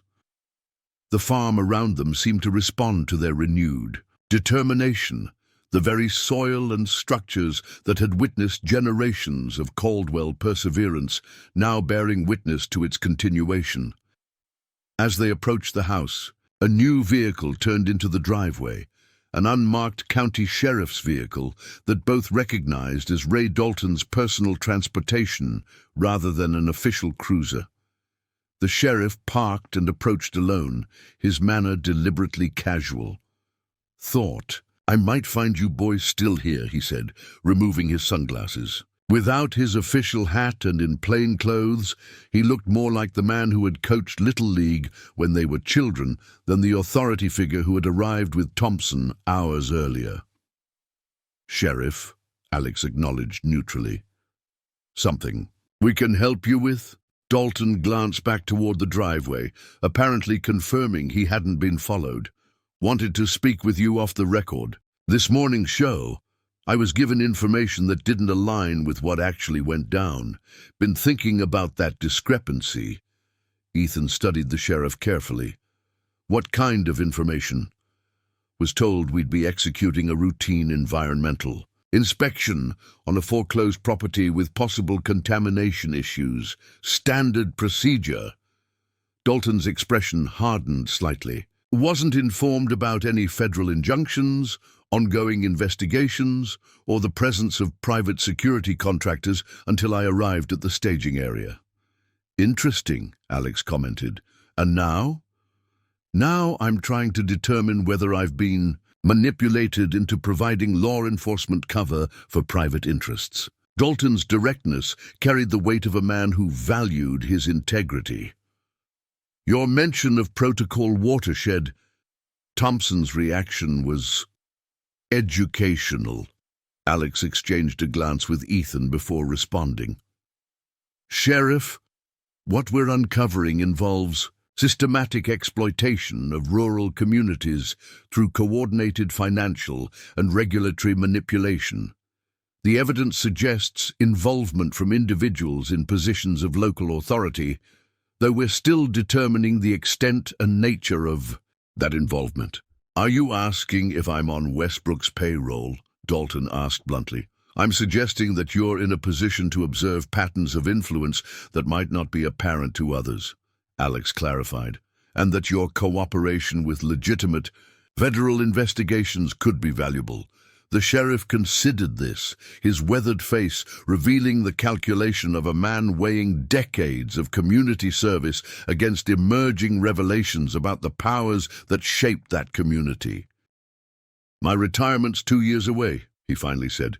"Plan to finish out quietly, hand over the badge, maybe do some fishing. No interest in rocking boats." He paused, his expression hardening with resolve. "But I've buried 4 farmers who ate their shotguns after Westbrook foreclosures. Watch families that built this county pack up and leave with nothing. If what you're saying is true, silence makes me complicit." "We can provide documentation," Alex offered, "through proper channels with appropriate protections for your position." Dalton nodded slowly.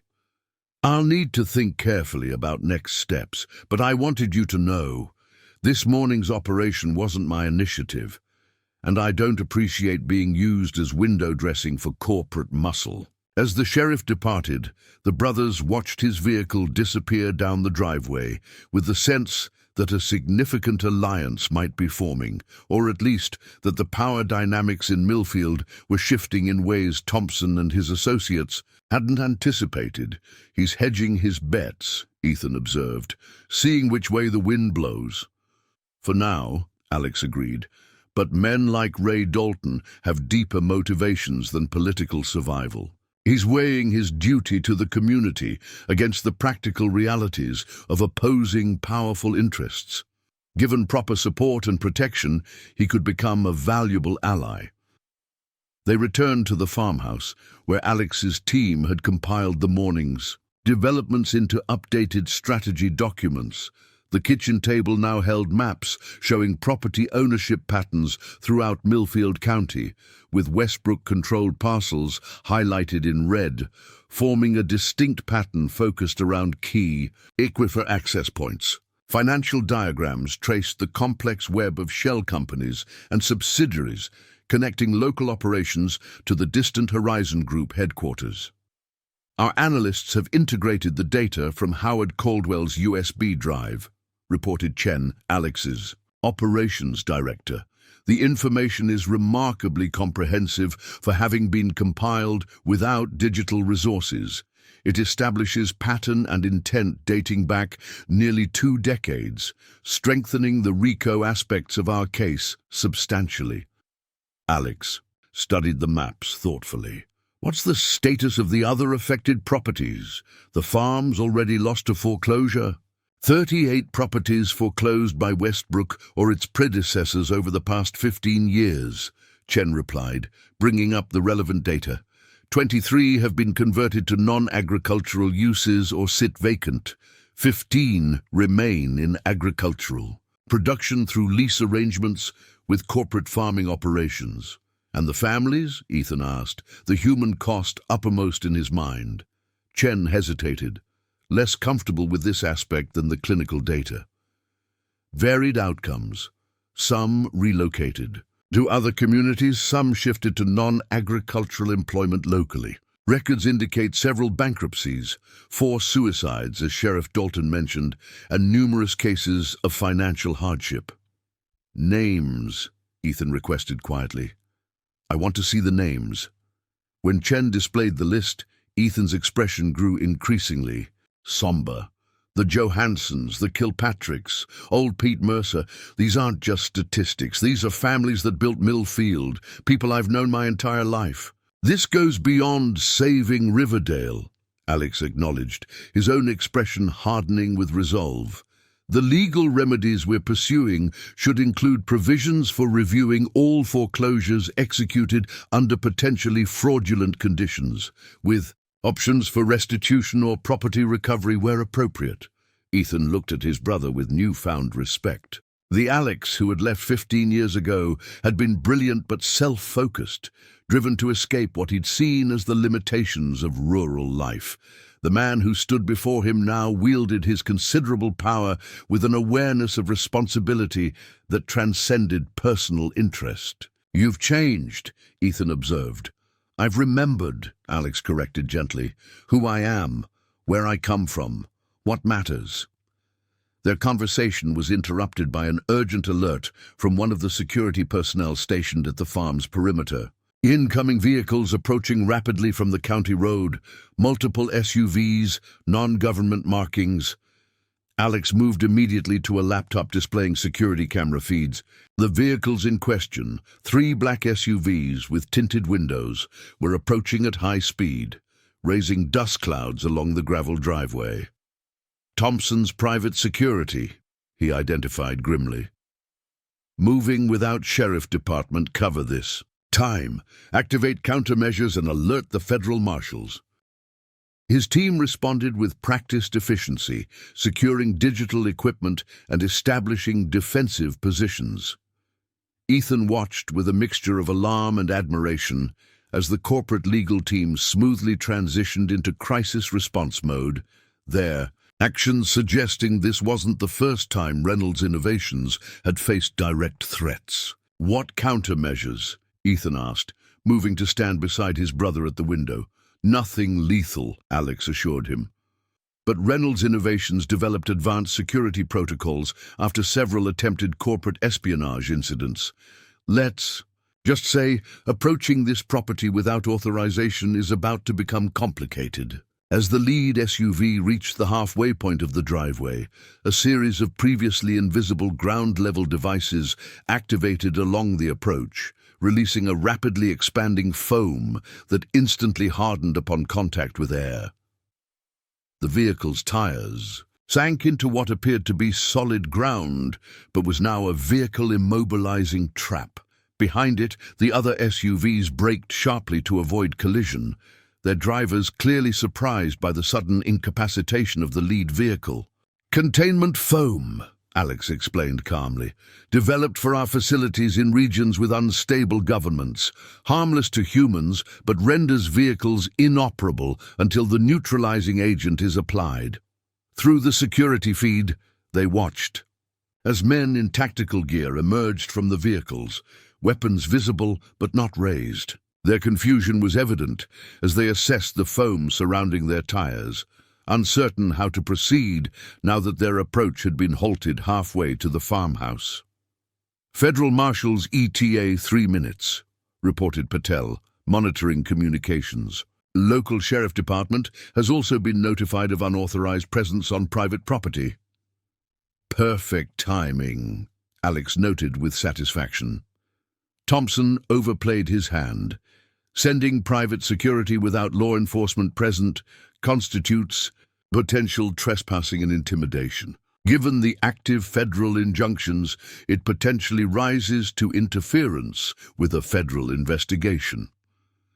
Ethan watched the scene unfolding with a complex mixture of emotions.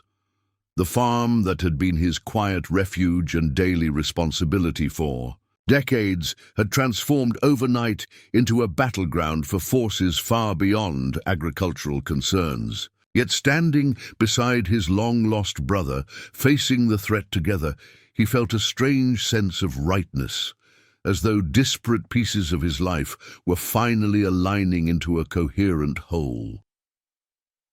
"Dad would have appreciated the irony," he observed, nodding toward the stranded security forces. "After years of feeling powerless against corporations swallowing family farms, watching their hired muscle stuck in our driveway." Alex smiled slightly. "Howard Caldwell believed in being prepared and standing your ground. I might have taken a different approach than he would have, but the principles remain the same." As federal marshal vehicles appeared on the horizon, lights flashing as they approached the farm, the brothers Caldwell stood side by side in the home their ancestors had built. The morning sun illuminated them through windows that had witnessed generations of family triumphs and struggles, casting long shadows across floorboards, worn smooth by the passage of Caldwell feet over decades. "What happens next?"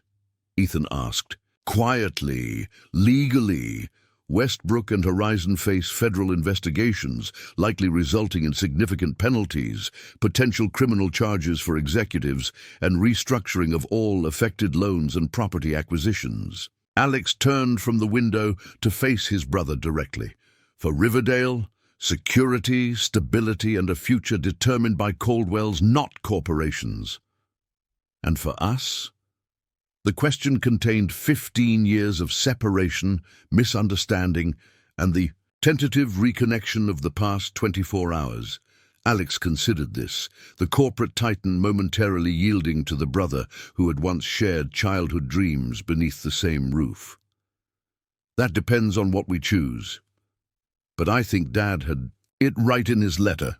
The land matters, but not as much as the bond between us." Outside, federal marshals surrounded the stranded security personnel, their authoritative presence underscoring the dramatic shift in power dynamics that had occurred since Ethan had stood, humiliated in an auction house just 1 day earlier. From a moment of deepest defeat had emerged unexpected renewal, not just of his family's claim to Riverdale Farm, but of the brotherly connection he had thought permanently severed. As storm clouds gathered on the western horizon, promising afternoon rain that the fields sorely needed, Ethan Caldwell found himself standing more firmly on his family's land than he had in years. The foreclosure notice that had driven him to that desperate last stand at the auction now seemed like a distant memory, replaced by the certainty that whatever challenges lay ahead, he would no longer face them alone. In Chicago, Curtis Thompson sat in his penthouse office, the panoramic view of the city's skyline, doing nothing to alleviate his growing sense of professional peril. The secure phone on his desk rang, the direct line from Horizon Group's executive level that only activated in situations of critical importance. "Thompson," he answered tensely. "Protocol Watershed has failed," stated the cold voice on the other end, without preamble or identification. "Federal involvement exceeds our containment parameters. Prepare for strategic withdrawal and evidence mitigation. You'll be relocated to our Singapore operations, effective immediately." The call ended before Thompson could respond, leaving him staring at the handset with the sickening recognition that 15 years of careful planning and execution in Millfield County was collapsing.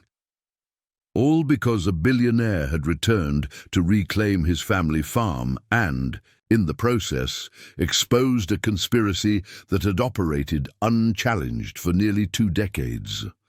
Outside his window, Chicago's afternoon traffic flowed uninterrupted, the urban masses unaware and unconcerned with the rural community whose resources they depended upon. In Millfield, however, the storm clouds gathering above Riverdale Farm promised not just needed rain, but a cleansing deluge that might wash away years of corporate predation and restore a community that had nearly been sacrificed on the altar of profit and resource control. 6 months after the dramatic confrontation at Riverdale Farm, Millfield celebrated its annual Harvest Festival for the first time in nearly a decade. The town square bustled with activity, vendor booths displaying local produce, children racing between hay bale mazes, and farmers gathered in clusters to compare notes on the season's yields. A large banner stretched across Main Street proclaimed, "Millfield Revival growing together again," in bold red letters against a backdrop of golden wheat. At the center of the festivities stood the Caldwell brothers, unlikely partners in the community's transformation. Ethan, still in his customary work clothes, though now without the weight of financial desperation that had once haunted his features, chatted easily with neighbors who had supported him through his darkest days.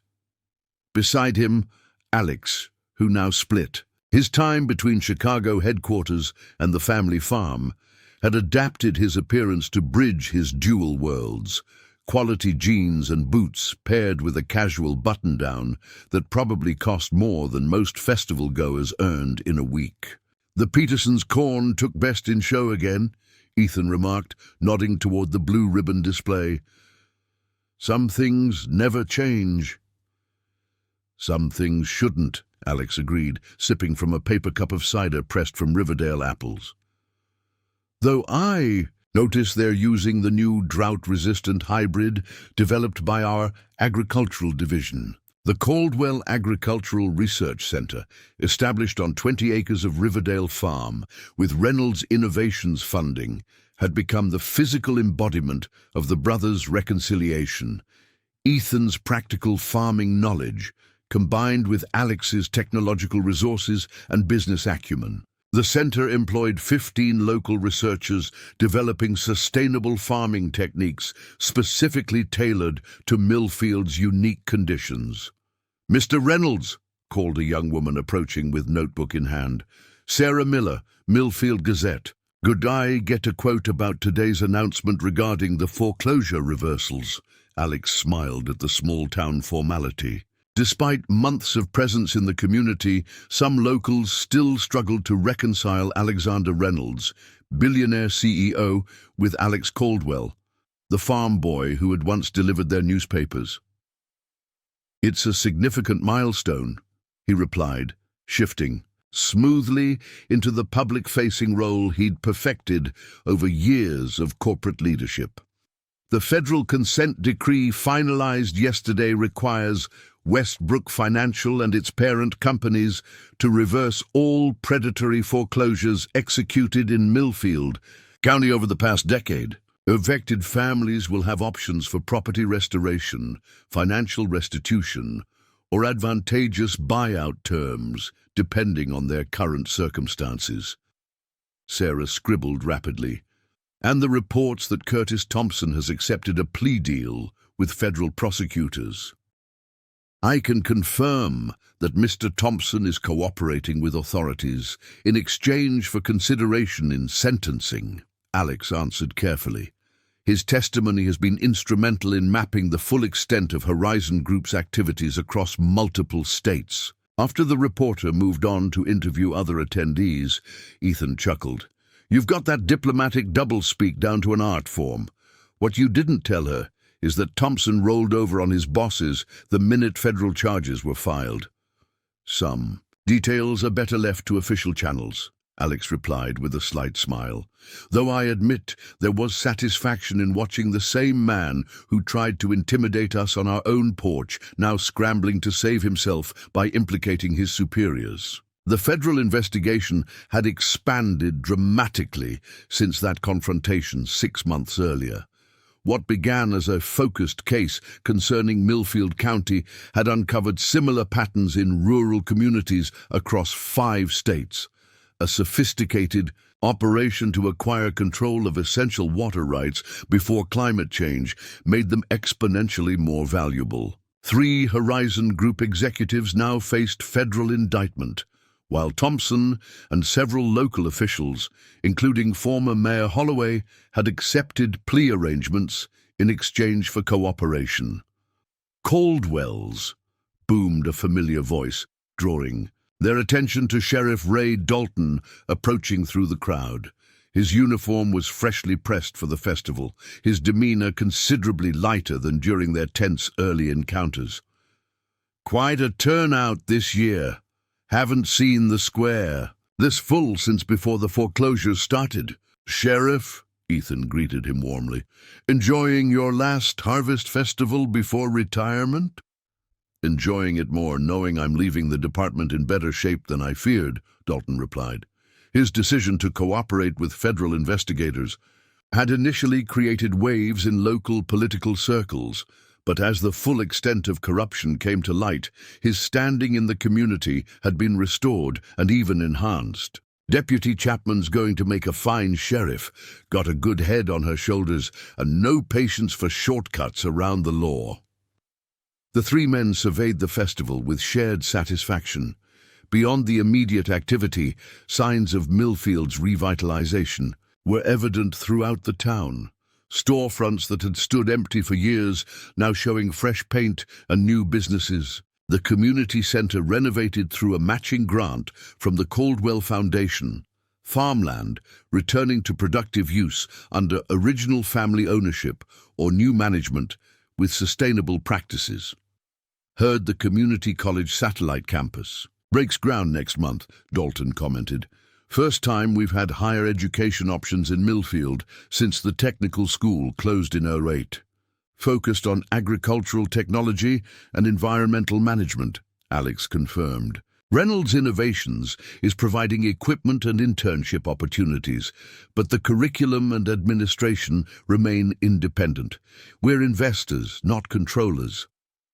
This distinction had become central to Alex's approach to Millfield's revival, providing resources and opportunities without creating dependency or exerting undue influence. The lessons of Horizon Group's manipulations had resonated deeply throughout the community, fostering healthy skepticism even toward beneficial developments. Dad would approve, I think, Ethan said later as they walked through the festival grounds, toward the demonstration area where Riverdale farm equipment was displayed. Helping without controlling, honoring independence while acknowledging interdependence. High praise coming from you, Alex observed, recognizing how significant their father's approval would have been. though I suspect he'd still find something to criticize about my methods.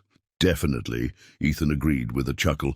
Probably start with those Italian shoes you think are suitable for farm work. The brothers' relationship had evolved over the past 6 months into something neither could have anticipated.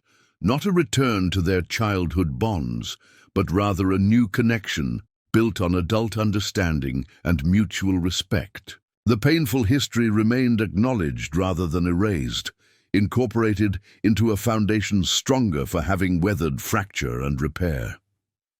At the demonstration area, a substantial crowd had gathered to watch the unveiling of the newest Reynolds Innovations agricultural technology, a solar-powered irrigation system with integrated soil monitoring that drastically reduced water usage while optimizing crop yields. Designed for practical application on small to mid-sized farms, the system represented Alex's commitment to developing technologies that served rather than exploited rural communities. As the demonstration concluded to enthusiastic applause, Alex's phone vibrated with an incoming call. Checking the screen, he excused himself and stepped away to take it, his expression shifting to focused concentration.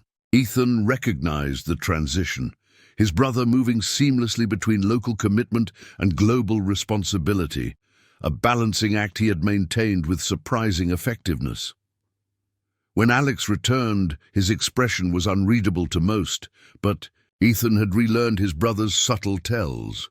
"Something significant?" he asked.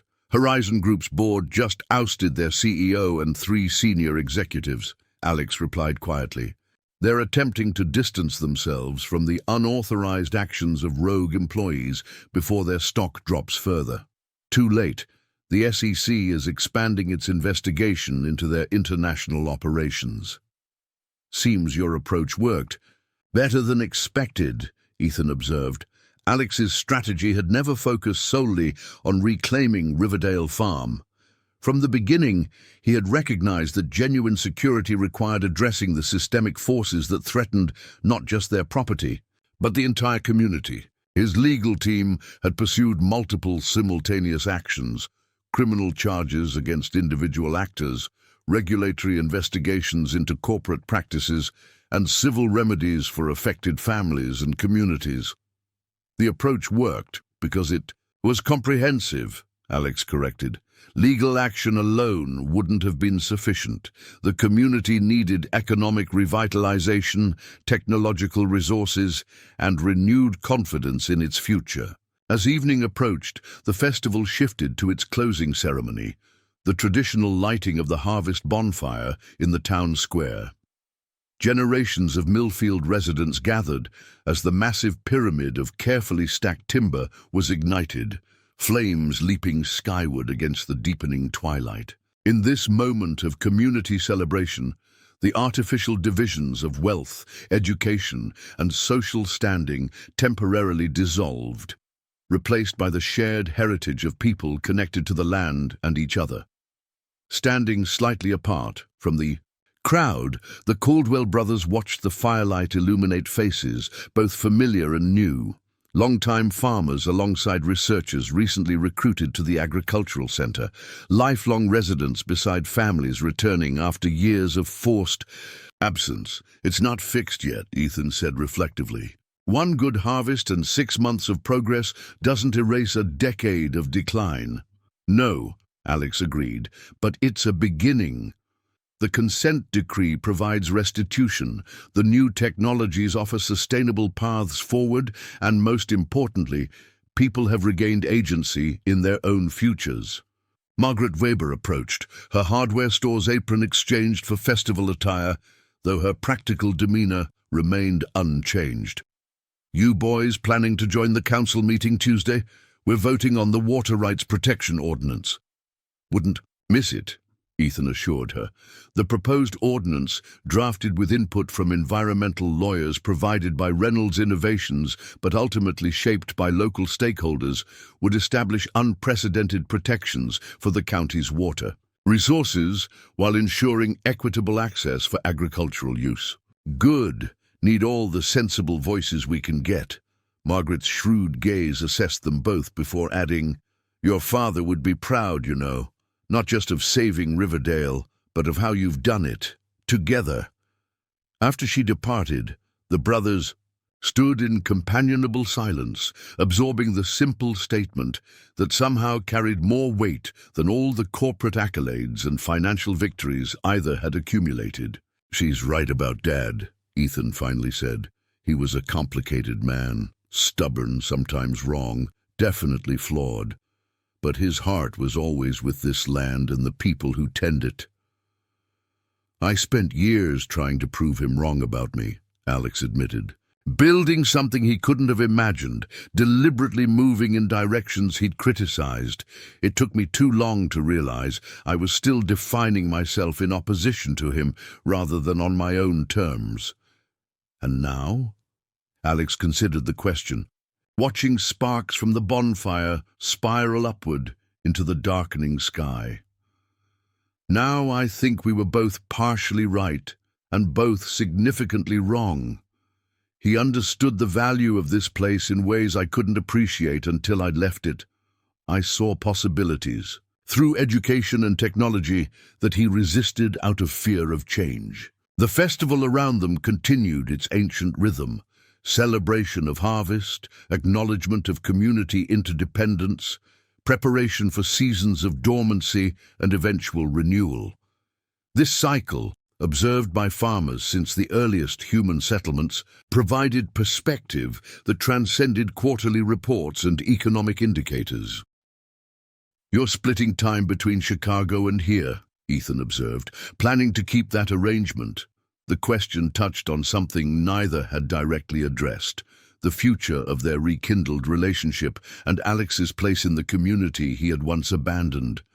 "I'm establishing a more permanent presence," Alex replied, "renovating the old Peterson place on the north boundary, close enough to maintain connection with Riverdale without encroaching on your domain."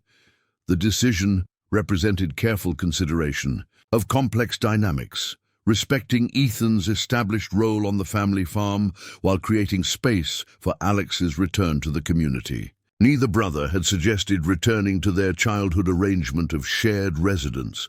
Both recognized that their adult selves required appropriate boundaries alongside renewed connection. "Good land on the Peterson property," Ethan noted. "Practically. That natural spring on the northwest corner never runs dry, even in drought years. The hydrology analysis confirmed it's fed from the deep aquifer," Alex agreed, following his brother's shift to comfortable agricultural discussion. "I'm establishing a conservation easement on the water rights, permanent legal protection preventing any future sale or separation from the land." This announcement, delivered casually, represented Alex's most significant personal commitment to Millfield's future. A binding legal arrangement that would survive him, protecting essential resources regardless of future ownership changes or economic pressures. "Smart," Ethan acknowledged, understanding the significance without need for elaboration, permanent protection without creating dependency on any individual or corporation. "Exactly. The land outlasts us. Our responsibility is to ensure its stewardship continues beyond our time." This philosophy, simultaneously humble in its recognition of human transience and ambitious in its long-term vision, had become the cornerstone of their collaborative approach to Riverdale Farm and Millfield's revival. Neither brother claimed perfect solutions or unchallenged authority.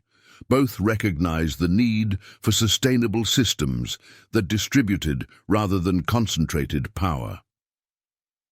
As the festival concluded and families began dispersing to homes throughout the county, the Caldwell brothers walked together down Main Street toward their waiting vehicles.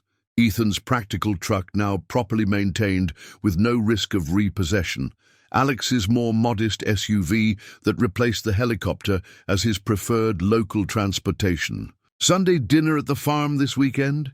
Ethan asked as they prepared to part ways. "Sarah mentioned she's trying that new recipe she found." The casual invitation reflected another significant development: Ethan's cautious romantic reconnection with Sarah Phillips, the elementary school principal who had been among the neighbors gathering at Riverdale on the day of the auction. Their relationship had developed gradually over the months of community rebuilding, two people rediscovering possibility after years of focused survival. "Wouldn't miss it," Alex replied. "I'll bring that wine her sister recommended." The California. A vineyard using the modified irrigation system.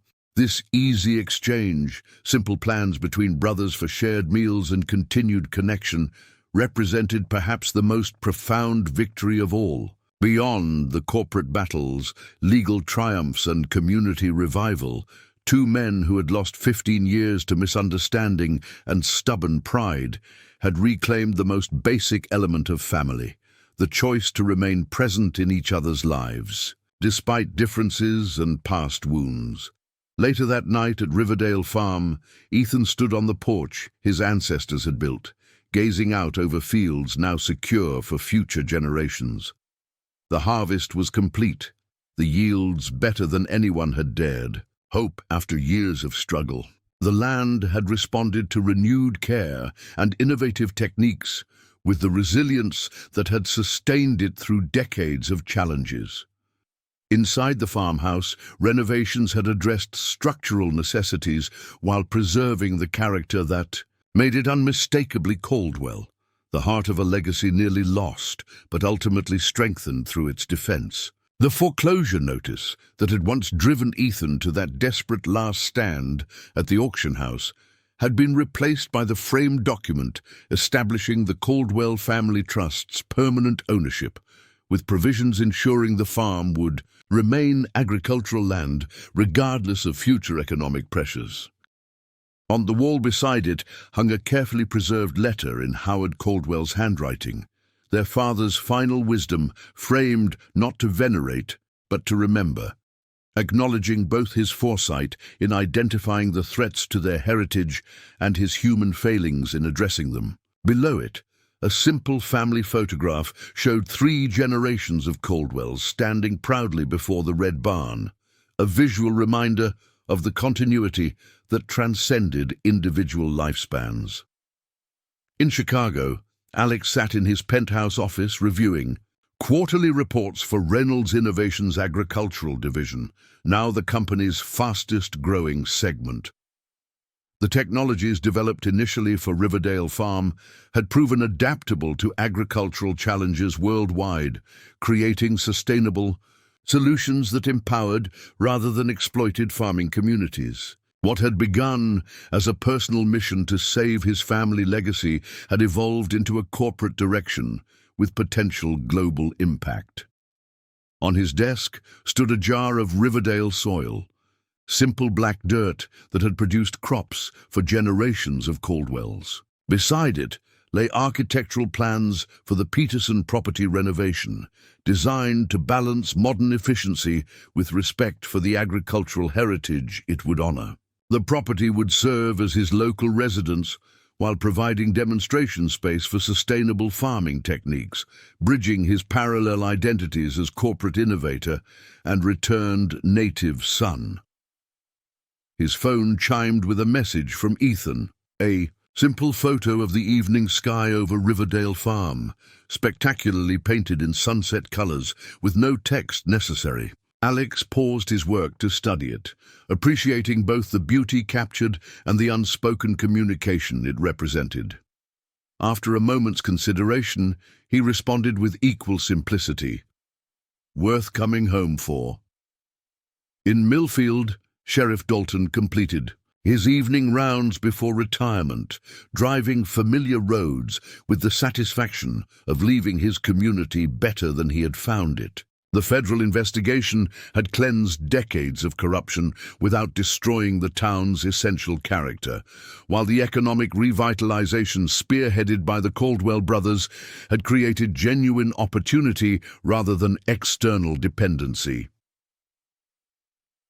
As his patrol car passed Riverdale Farm, he slowed briefly, observing the lights shining from windows that had too often been dark during the years of struggle. The property that had nearly changed hands at that fateful auction now stood as a symbol of resilience, not just for the Caldwell family, but for all of Millfield, a testament to the possibility of redemption and renewal when people chose to stand together against forces that would divide them. Throughout Millfield County, families settled into evening routines with a sense of security that had been absent for years. Some had reclaimed ancestral properties through the consent decree's provisions. Others had found new opportunities in the expanding local economy, all benefited from the restoration of community confidence and purpose.